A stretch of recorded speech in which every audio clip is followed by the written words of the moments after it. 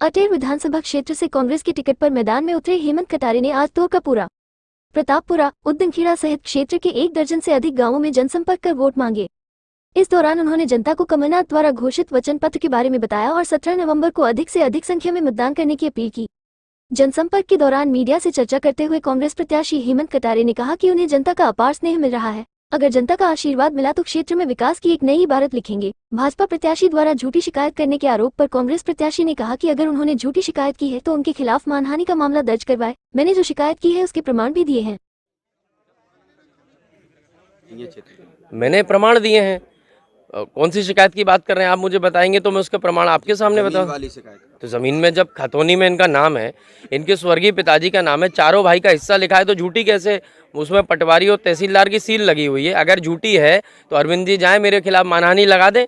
अरविंद जी को ज्ञान नहीं है, डॉक्टर कहाँ से बन के आ गया मुझे पता नहीं है, शायद डिग्री फर्जी ली होगी व्यापम की तरह, लेकिन उनको थोड़ा भी कानून का ज्ञान होगा तो उनको पता होना चाहिए। खसरा खतौनी में जब नाम है, मैं प्रमाण दे रहा हूँ, तो उसके बाद उस शिकायत की पूरी अधिकृत मानी जाती है। उसमें सील लगी हुई है बाकायदा राजस्व विभाग की, तो उसमें फर्जी नहीं है, उनका काम फर्जी है। अब अपने फर्जी वाले को छिपाने के लिए अगर दूसरे पे आप आरोप लगा रहे हो तो प्रमाण लाइए ना, सिर्फ मुँह से बोलने से कुछ नहीं होता। पिछली बार आप बहुत अल्प समय के लिए विधायक बने और इस बार अगर जनता का आशीर्वाद मिलता है तो आपकी क्या सोच रहेगी क्षेत्र के विकास के लिए, क्योंकि अटेर वाकई में बहुत पिछड़ा हुआ है। देखिए 20 साल से बीजेपी की गवर्नमेंट है। बीजेपी की गवर्नमेंट ने 20 साल में कोई काम नहीं किया। ये तो आप लोग भी भली भांति जानते हैं कि विकास होता है गवर्नमेंट के मद से, और गवर्नमेंट ने अटेर में कोई विकास नहीं किया। माननीय मंत्री जी बन गए, मंत्री जी ने चवन्नी का विकास नहीं किया।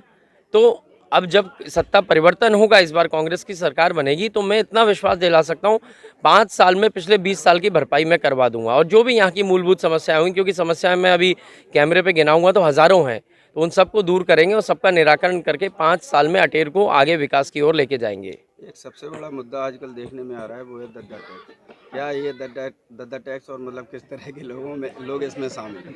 अब दद्दा टैक्स के नाम पे आप देख ही रहे हो, जनता को दद्दा टैक्स लग रहा है भैया कि नहीं लग रहा है? अब आपको देखो, ये जनता की आवाज़ है। दद्दा टैक्स जो है यहाँ पे भ्रष्टाचार का एक स्वरूप है, जो माननीय मंत्री जी और उनके परिवार ने हमारे अटेर क्षेत्र की जनता को लूटा है, उनके ऊपर अनावश्यक टैक्स वसूली करी है। ये उसी का नाम यहाँ की जनता ने दद्दा टैक्स दिया है, और अब सब लोग दद्दा टैक्स से मुक्ति पाना चाहते हैं। आप लोग इस बार दद्दा टैक्स से मुक्ति पाना चाहते हैं भैया? आप खुद ही सुन लीजिए।